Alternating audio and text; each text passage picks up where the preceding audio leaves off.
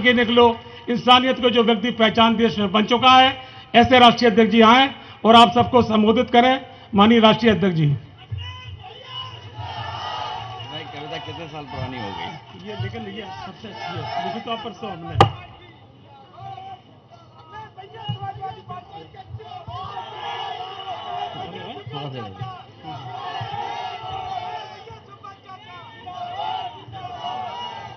Samajwadi party के राष्ट्रीय महासचिव विधायक आदरणीय शिवपाल सिंह यादव जी, संचालन कर रहे अशोक यादव जी, मंच पर उपस्थित समाजवादी पार्टी के जिले के अध्यक्ष सर्वेश साकी जी, विनोद यादव कक्का जी, प्रदीप यादव जी, राघवेंद्र गौतम, श्री कृष्ण यादव जी, उदय भान जी, बीरभान सिंह भदौरिया जी, ममतेज साकी जी, ध्रुव यादव चीनी,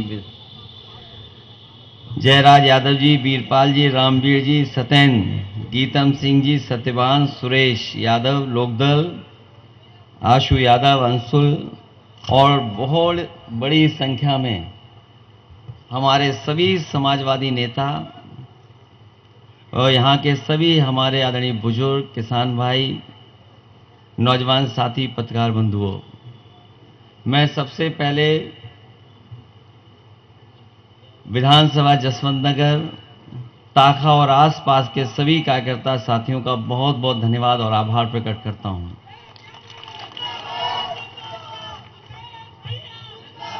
ये चुनाव जहां गर्मियों में होने जा रहा है और जब से चुनाव शुरू हुआ है लगातार गर्मी बढ़ती चली जा रही है और इधर कुछ दिन बाद तो आंधी आने लगेगी। ऐसा समय आएगा हर दिन लगभग शाम को आंधी ही दिखाई देगी। लेकिन राजनीतिक लोग ये जानते हैं और अब तक समझ चुके होंगे पहले चरण के चुनाव के बाद कि जो पश्चिम से हवा चल रही है इस बार ये भारतीय जनता पार्टी को पूरा सफाया करती जा रही है।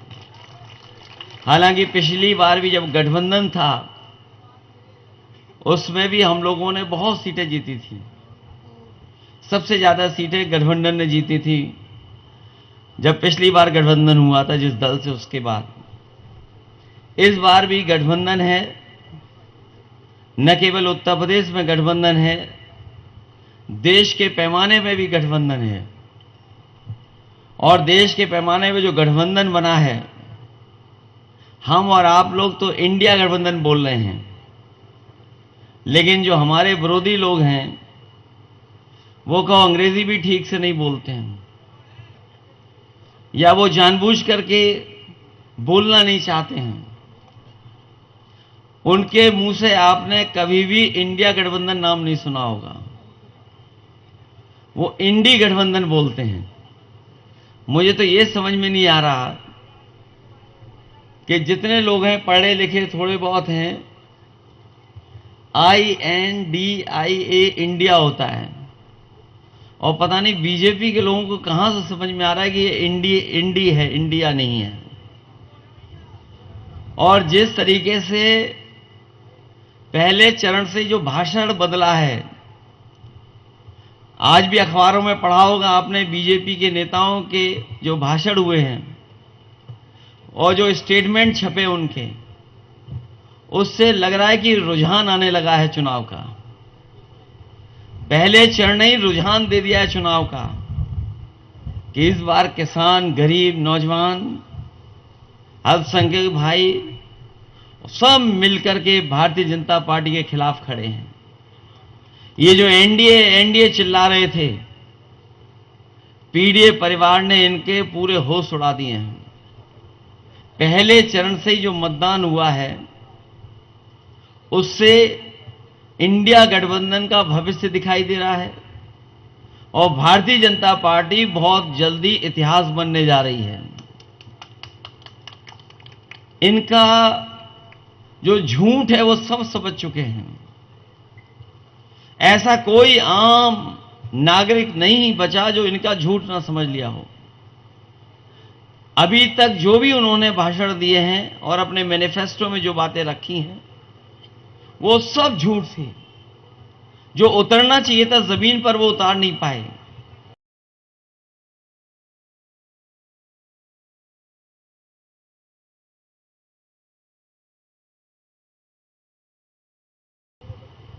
और जिस तरीके से इलेक्टोरल बॉन्ड आए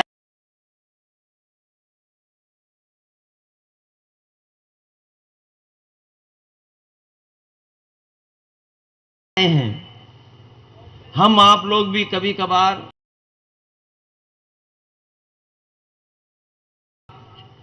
एक दूसरे की मदद करते हैं, चंदा देते हैं।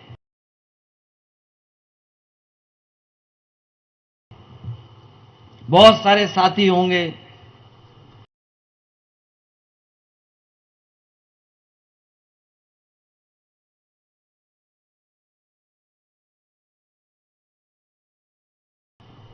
उन्होंने अपने जीवन में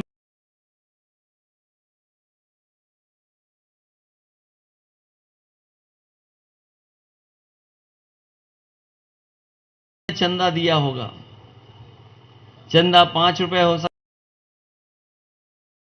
है, 10 रुपए है, 1000 में हो सकता है, 10,000 हो सकता है। बहुत संपन्न है तो 1 लाख भी देगा, 2 लाख दे देगा। लेकिन कोई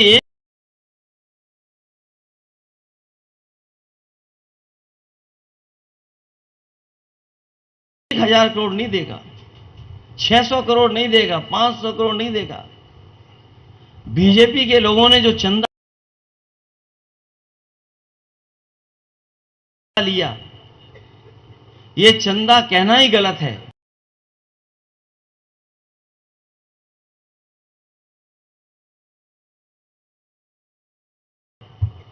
भारतीय जनता पार्टी ने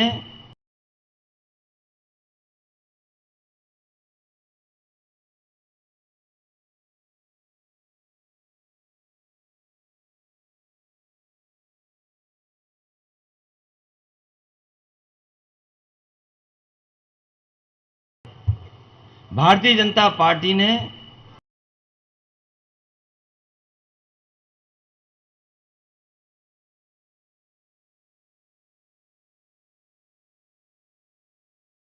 वसूली की है और शायद इतना वसूली किसी ने इतिहास में नहीं की होगी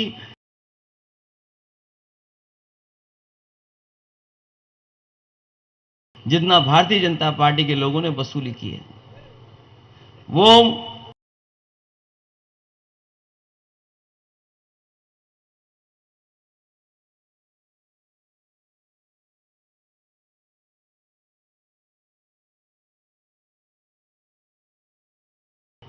हमारे मुख्य जो चैनल हैं ये कभी नहीं दिखाते, ना चर्चा कर रहे हैं।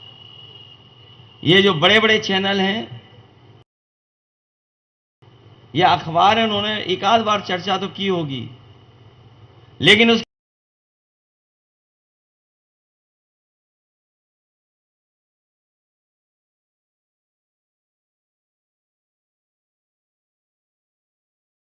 बाद कभी भी जानकारी नहीं दी किसी को कि आखिरकार इतना 1000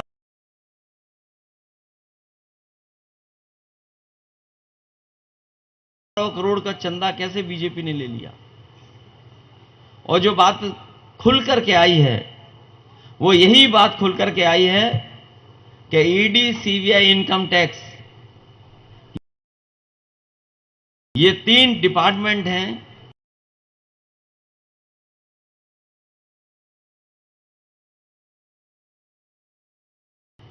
इन डिपार्टमेंट को सारे इन्होंने पूरा का पूरा पैसा वसूला है। 1000 करोड़, 1600 करोड़, 400 करोड़, 500 करोड़।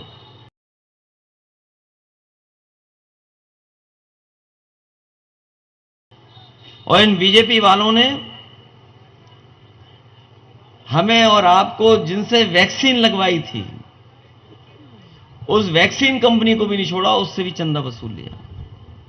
आपको जहां लोग बचे हुए जो वैक्सीन नहीं लगवाए, और मैं ये कहना चाहता हूं न केवल भारत में और हमारे आपके बीच ऐसे लोग हैं, बल्कि दुनिया में ऐसे लोग हैं जिन्होंने वैक्सीन नहीं लगवाई। और वैक्सीन के समय पर याद होगा बीमारी को भगाने के लिए ताली और थाली बजवाई। क्या ये बीमारी इसी से भाग जाएगी? यही ताली थाली बजाने वालों ने वैक्सीन लगवाई और अब ये गारंटी लेकर के आ गए हैं, जब इनकी पुरानी गारंटी जुमला थी तो ये गारंटी भी इनकी घंटी है और घंटी दे दी है कि जाओ बजाते रहो, ये होना कुछ नहीं है। इसमें जो जुमले दिए थे उससे 10 साल बड़ी गारंटी है, लंबी गारंटी है। ये लंबी लंबी बात करने वालों ने हर वर्ग के लोगों को धोखा दिया, इनकी हर बात झूठ निकली, इनका वादा झूठा निकला और जो पैसा इन्होंने इकट्ठा किया था वो उद्योगपतियों का माफ किया है। 16 लाख करोड़ रुपए अभी तक ये उद्योगपतियों के माफ कर चुके हैं।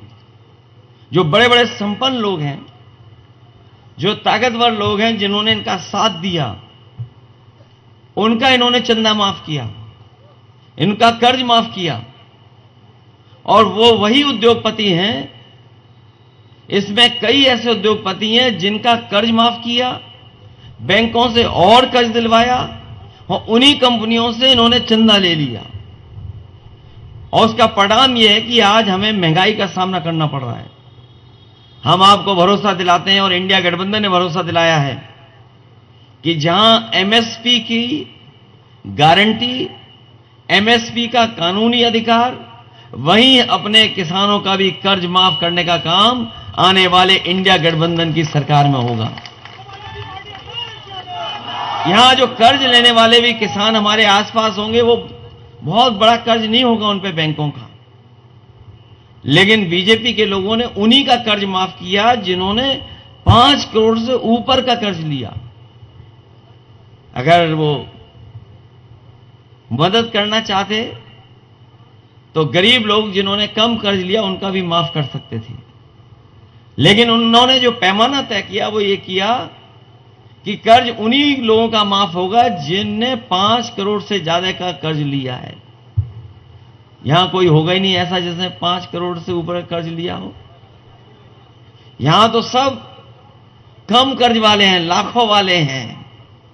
इसलिए इंडिया गठबंधन ने बहुत सोच समझ करके यह फैसला लिया है कि अपने किसानों का कर्ज माफ होगा और जहां किसानों के लिए हमें कानूनी अधिकार देना पड़ेगा एमएसपी के लिए, क्योंकि बीजेपी के लोगों को जैसे ही पता लगा चुनाव आने वाला है, इन्होंने चौधरी चरण सिंह जी किसान नेता, उनको भारत रत्न दे दिया।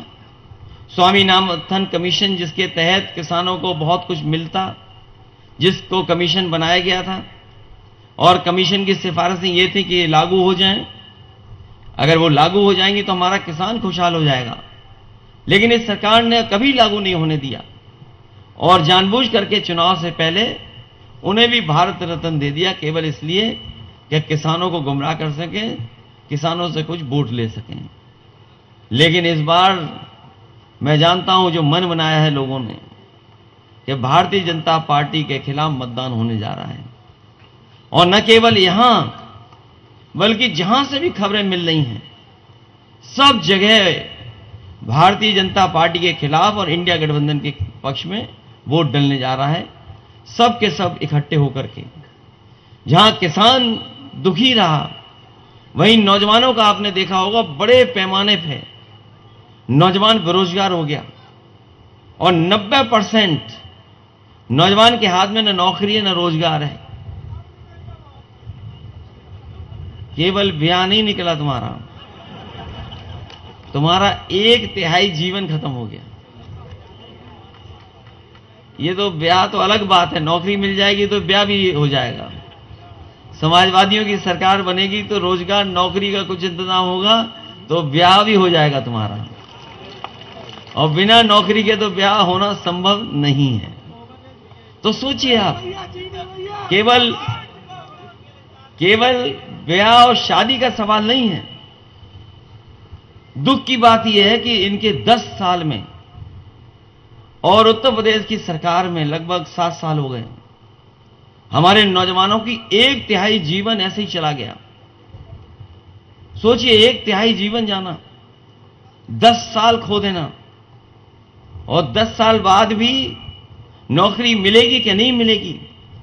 और जिस तरीके से पेपर लीक हुए, हमें याद है जब 2017 का चुनाव था, यही बीजेपी के और दिल्ली वाले प्रधान सांसद आकर के कहते थे कि समाजवादी सरकार में पेपर एक दूसरे का बदल दिया जाता है, लिखता कोई और है परीक्षा। लेकिन सोचिए पिछले बीजेपी के उत्तर प्रदेश की सरकार में लगभग 10 पेपर लीक हुए हैं, 10 परीक्षाएं कैंसिल हुई हैं। और 10 परीक्षाएं जो लीक हुई हैं उनका अगर हिसाब किताब लगाएं, मैंने कई मौकों पर लगाया, 60 लाख बच्चे हैं जिनका भविष्य अंधकार में सरकार ने डाल दिया। और अगर 60 लाख बच्चों के परिवार के 2 सदस्यों को हम गिन लें, केवल मां बाप उनके खिलाफ अगर गिन लें हम, तो 3 मिला लें, अगर 60 लाख का हम गुणा कर दें 60 लाख में, 3 का गुणा करते हैं 60 लाख में, तो 1 करोड़ 80 लाख बनता है। और यही 1 करोड़ 80 लाख को अगर हम भाग दे दें 80 लोकसभा से, तो हर लोकसभा में भारतीय जनता पार्टी का 2,25,000 वोट कम हुआ है। सोचिए अगर 2,25,000 वोट किसी पार्टी का कम हो जाएगा तो वो क्या मुकाबला करेगी। इसलिए बहुत घबराए हुए लोग हैं।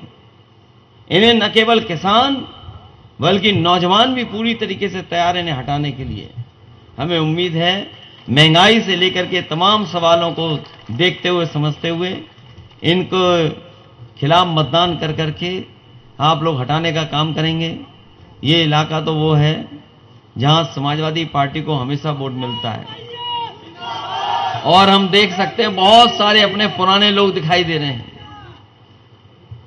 आगे तो ज्यादातर पुराने लोग ही दिखाई दे रहे हैं। और जैसा कि जिला अध्यक्ष जी ने कहा कि 5 लाख से जीत हो सकती है, मैंने पूछा कि 5 लाख मत कहो, कुछ कम कहो। लेकिन जो बात उन्होंने रखी और जो गणित मुझे समझाया, मैं समझता हूं अगर उसी तरीके से मतदान हो जाएगा तो 5 लाख के आसपास भी बड़ी जीत हो सकती है। और जो प्रत्याशी हैं, चुनाव से पहले किसी पत्रकार ने पूछा कि कौन जीतेगा, तो वो अपने दल का नाम नहीं ले पाए, बोले समाजवादी पार्टी जीतेगी यहां। और जो लोग सांसद और मंत्री रह चुके होंगे वो जानते होंगे मंत्री में ज्यादा मामला है, ज्यादा चीनी मंत्री के पास होती है, सांसद के पास कुछ नहीं होता। तो जो मंत्री है वो तो बस हाजिरी दे रहे हैं बीजेपी की, वो चुनाव नहीं जीतना चाहते, वो बस हाजिरी दे रहे हैं, उन्हें मजबूरी में लड़ना पड़ रहा है। वो चुनाव नहीं लड़ना चाहते थे। शुरू में तो कोशिश की उन्होंने कि कुछ लोगों को फोन पे ही धमका दें, कुछ मामला बन जाए, लेकिन नामांकन के बाद वो भी महसूस करना है कि अब कुछ बचा नहीं, यहां पर कुछ बचा नहीं उनके लिए। और बचता भी कैसे, बताओ उत्तर प्रदेश की सरकार ने कौन सा ऐसा काम कर दिया जिसके तहत वोट मिल जाए? केवल राशन के सहारे। अभी आपका गेहूं पूरा खरीदा नहीं खरीदा या खरीदा जाएगा, क्या एमएसपी मिल पाई किसी किसान को? और एमएसपी तो दूर, जो स्वामीनाथन ने फार्मूला दिया था या बीजेपी ने जो कहा कि हम किसानों की आय दोगुनी कर देंगे, क्या गेहूं में आपकी पैदावार को क्या कीमत मिलेगी? और सब प्राइवेट कंपनियां खरीद रही हैं। ये जो बड़ी बड़ी कंपनियां बन गई हैं, आपके माध्यम से सीधा उनके पास अनाज पहुंच रहा है। और क्योंकि बाजार में जो पैकेज्ड आटा है उसका बाजार बढ़ गया है, तो गेहूं का जो मुनाफा आपको मिलना चाहिए था वो मुनाफा आपको नहीं मिल रहा है, वो बड़ी बड़ी कंपनियां उठा रही हैं। इसीलिए हमने अपने जो घोषणा पत्र है, जो विजन डॉक्यूमेंट, उसमें कहा है कि दिल्ली में सरकार बनेगी तो राशन के साथ साथ पौष्टिक आटा कैसे हम गरीब को पहुंचा पाएं उसका भी इंतजाम करेंगे। आटा के साथ साथ डाटा भी फ्री देने का काम हम लोग करेंगे, क्योंकि बिना डाटा के मोबाइल नहीं चल पा रहा है। और कोरोना के समय पर, जब कोरोना था 2 साल सब कुछ बंद था, तो आपका मोबाइल या लैपटॉप ही काम आ रहा था। सरकार ने कहा कि स्कूल कॉलेज नहीं चलेंगे, पढ़ाई ऑनलाइन होगी।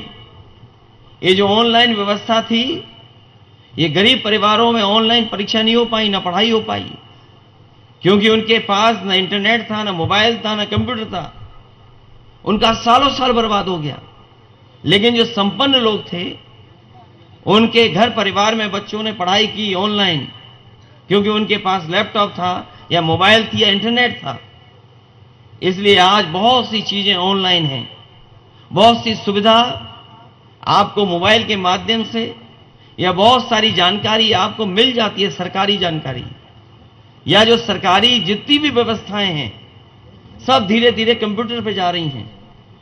इसलिए समाजवादी पार्टी ने, और मुझे खुशी इस बात की है कि समाजवादी पार्टी ने जो लैपटॉप बांटे थे वो आज भी चल रहे हैं, आज भी बंद नहीं हुए हैं। और जब भी चलाने के लिए आप लोग उसे खोलते होंगे, नौजवान जिसके घर परिवार में होगा, उसमें नेताजी और हम लोगों की ही तस्वीर दिखाई देती है। बीजेपी ने उसकी नकल कर ली। हम लोग बड़ा लैपटॉप दे रहे थे, इन्होंने छोटा सा दे दिया और मोबाइल ऐसा दिया है, चलाते रहो, घिसते रहो कई बार उंगली। और फोटो के लिए हम लोगों की नकल की इन्होंने।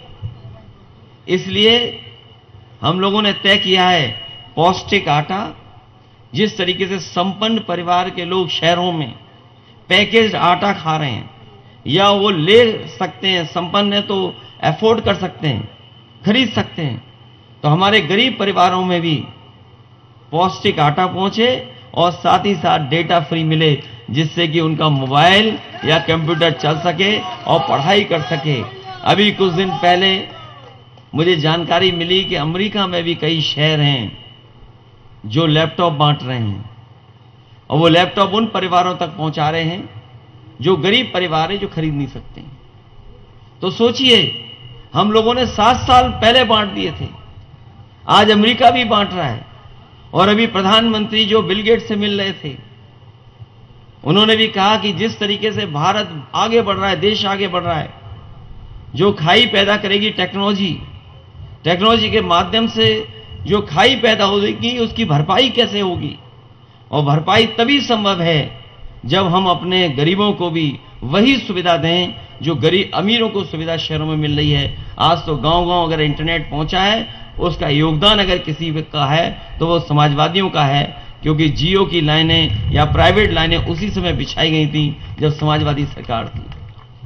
तो जहां किसानों को सुविधा, नौजवानों को नौकरी रोजगार, महंगाई को लेकर के चिंता, और जिस तरीके से अन्याय हो रहा है जाति को लेकर के, हमें खुशी है इस बात की कि इस बार पीडीए परिवार जो बढ़ा है, जिस तरीके से हम लोगों ने जोड़ने की कोशिश की है, उसका परिणाम यह है कि हो सकता है अभी तक का सबसे ज्यादा percentage of vote Samajwadi party पे हो, और परिस्थितियां बनी तो हो सकता है सबसे ज्यादा सीटें भी समाजवादी पार्टी जीतने जा रही है। पहले तो नहीं स्वीकार किया उन्होंने, लेकिन अब तो स्वीकार कर रहे हैं कि जिस तरीके से टिकट दी गई हैं वो बीजेपी को पीछे कर रही है। मैं देख रहा हूं बाबू सिंह कुशवाहा जी के भी कुछ समर्थक यहां पर आए हैं। इनके समाज के लोगों को भी बहुत टिकट मिली हैं। इतनी टिकट शायद पहले कभी नहीं दी गई। और एटा के लोग तो खुद स्वीकार करके कह रहे थे कि टिकट मिलनी चाहिए। फरक्काबाद भी इसी तरीके से चुनाव चल रहा है और उसका असर दूसरी लोकसभाओं में भी दिखाई दे रहा है। हमें उम्मीद है कि उत्तर प्रदेश में इंडिया गठबंधन सबसे ज्यादा सीटें जीतने जा रहा है। मैं एक बार फिर आप सबका धन्यवाद देता हूं, आभार प्रकट करता हूं जो पंडाल में हैं, जो पेड़ की छांव के नीचे बैठे हैं। लड़ाई बहुत बड़ी है। इस बार अगर हम लोग चूक गए तो हो सकता है हमारा आपका वोट डालने का अधिकार भी छिन जाए। ये सरकार ऐसी है कि लोकतंत्र को खत्म करना चाहती है, हमारे संविधान को बदलना चाहती है। याद रखना, यही संविधान है जो हमें हक अधिकार दिलवा रहा है। यही संविधान है जो हमें हर चीज की गारंटी दे रहा है। यही संविधान जो बाबा साहब भीमराव अम्बेडकर जी ने दिया है। यही संविधान हमें खुशहाली के रास्ते पे ले जा रहा है। संविधान है तो हमारा मान सम्मान रहेगा। संविधान हमारा संजीवनी है और इसी संविधान को ये बदलना चाहते हैं। इसलिए हमें उम्मीद है कि आप सब लोग मिल करके, जहां समाजवादी पार्टी के समर्थक आप हमेशा रहे हो, यहां पर जितने लोग हैं ये समाजवादी पार्टी से पिछले पूरी जिंदगी गुजर गई, इनके जुड़े जुड़े। यहां जितने लोग बैठे हैं ये खुद, इनका परिवार, इनके साथी न जाने कब से जुड़े हैं पार्टी से। इसलिए इस पार्टी ने जो जिम्मेदारी उठाई है इंडिया गठबंधन के साथ, जहां हमने अपने दल के साथ कांग्रेस से लेकर के और दलों को भी जोड़ा है, वहीं ममता बनर्जी जी की भी एक सीट हमने देकर के उन्हें भी लड़ा रहे हैं हम लोग। तो गठबंधन में न केवल हम लोग कांग्रेस के साथ हैं, बल्कि और दल हैं उनके साथ भी हैं। आने वाले समय में क्या समीकरण बनेगा दिल्ली में, समीकरण एक ही है, सब मिलकर के भारतीय जनता पार्टी को हटाएंगे। मुझे उम्मीद है आप लोग पहले से ज्यादा हम लोगों की मदद करोगे, सहयोग करोगे। इसीलिए मैं आपसे अपील करने आया हूं कि समाजवादी पार्टी के चुनाव चिन्ह साइकिल पे सब लोग वोट डाल देना। बहुत बहुत धन्यवाद।